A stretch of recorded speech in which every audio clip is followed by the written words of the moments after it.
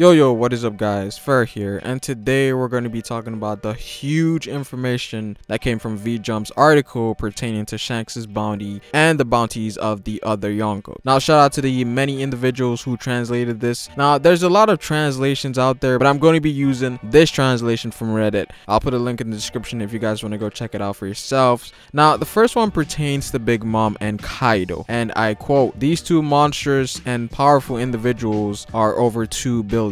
Which basically says that Kaido and Big Mom's bounty are in the 2 billion range, and it's safe to assume that it's going to be higher than Blackbeard's bounty, given that he recently joined the ranks of the Yonko, and we know Blackbeard's bounty is 2.2 billion.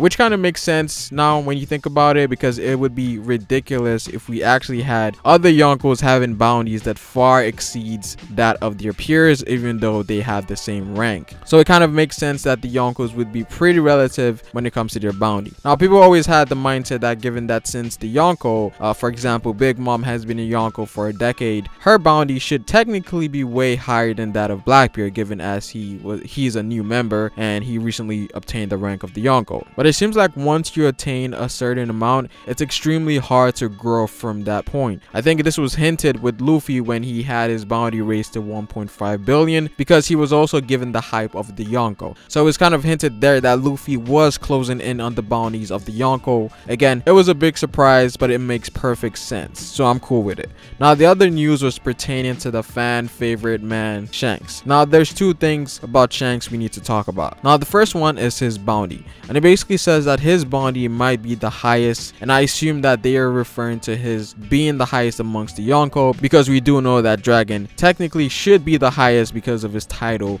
as the most wanted man. Now this is what it says about Shanks, and I quote, "Having connections with even the 5 elders, he's a man full of mysteries. Shanks, out of the 4 emperors, he's the only non-Devil-Fruit users. Despite that, he's strong enough to fight equally against Marine Admiral level opponents. His bounty might be the highest." Now again, there's different translations out there. One says that he is the highest and one says that he might be the highest, so we're not entirely sure, but given that this is from a known source, there has to be some form of legitimacy here. Now this was a shock to me personally, because Shanks's reputation from what was shown in the series made me think he had the lowest between Big Mom and Kaido. For example, when you go back to Marineford, one of the reasons that Sengoku agreed to end the war was specifically because it was Shanks. And even in Big Mom's case, Big Mom was someone who was really active during Roger's era, and Shanks at that point in time was just a trainee, but she supposedly has a lower bounty than Shanks. Even now, Shanks is not as wild as Big Mom or Kaido. The red hair pirates seem to be the most chill out of any Yonko, so it's very obvious that there is something there with Shanks. So his connection to the Gorosei might be the reason he has the highest. Now one of the things people usually bring up is that he must have gone to Rafter with Roger, but if he did go with Roger, Buggy must have gone with him as well, and we know how Buggy is. He would be talking all about it. That's why I don't think Shanks went to Rafter.